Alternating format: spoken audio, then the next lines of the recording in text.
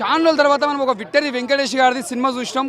అంటే ఒక ఒక ఇద్దరు హీరోయిన్ మధ్యలో ఎలా నలిగిపోతాడో ఒక వెంకటేష్ గారు ఎలా ఉంటాడు అన్నట్టు చూపించిండు. అంటే ఒక లవర్ ఉంటుంది, ఒక సొంత భార్య ఉంటుంది, అంటే ఇద్దరు మధ్యలోనే క్యారెక్టర్ నడుస్తుంది సినిమా అంతా.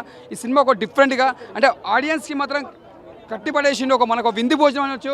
ఇది ఒక మనం సంక్రాంతికి వస్తే మనమే అన్నట్టు ఒక టైటిల్ తగ్గట్టు కూడా అలా పాటలు కూడా చాలా బాగున్నాయి. గోదావరి చిల్క పాట కూడా అది చాలా కొత్తగా ఉంది, ఒక డిఫరెంట్ ఉంది. ఎక్కడ చూసినా బోరింగ్ లేదు. ముందుగా కామెడీ మనకంతా కూర్చోబెట్టేసింది. అసలు ఎంత నవ్వుకోవడం తెలుసా, ఎంత టెన్షన్. కామెడీ సినిమాలో ఇలాంటి సినిమా చూడాలి, కూల్ అయిపోతారు.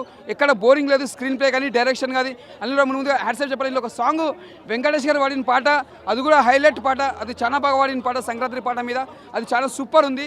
ఇంకోటి చెప్పాలి, గురువుకి మనం ఇంపార్టెంట్ ఇవ్వాలి. ఒక గురువు అంటే ప్రతి గురువు అన్నప్పుడు మనం ప్రతి విషయంలో కూడా మనం ఒక ఇంపార్టెంట్ అనేది ఒక రెస్పాన్సిబుల్ ఇచ్చిండు. ఒక హెడ్ మాస్టర్ అని కాదు, మనం చేసిన జాబ్లో కానీ వర్క్లో కానీ ఒక గురువు అనేది మనం మరవద్దు, అదొక రెస్పాన్సిబుల్ చూపించాలని ముందుగా హ్యాట్సాప్ చెప్పాలి. అది ఒక మెసేజ్ ఇచ్చింది సార్. అది చాలా మందికి కనెక్ట్ కావాలి. అట్లా అయితే ఫ్యూచర్లో కూడా హెల్ప్ చేసిన హెల్ప్ చేస్తారు కూడా. అది మరవద్దు గురువు అనేది, అదొక మెసేజ్ బాగుంది. ఇది మాత్రం బ్లాక్ బస్టర్, సంక్రాంతికి బెస్ట్ మూవీ అని చెప్పొచ్చు. ఫస్ట్ మూవీ వచ్చి Daaku Maharaj first place, second place వచ్చి మన సంక్రాంతికి వస్తున్నాం, థర్డ్ ప్లేస్ వచ్చి మన రామ్ చరణ్ది. ఇది 3 సినిమాలు సంక్రాంతికి వచ్చినాడు ముందు స్థాయిలో. మన డాకు మన తర్వాత మన విక్టరీ వెంకటేష్ గారు. ఇది ఒక బ్లాక్ బస్టర్ విక్టరీ వెంకటేష్ గారి. Happy Sankranti, happy pongal.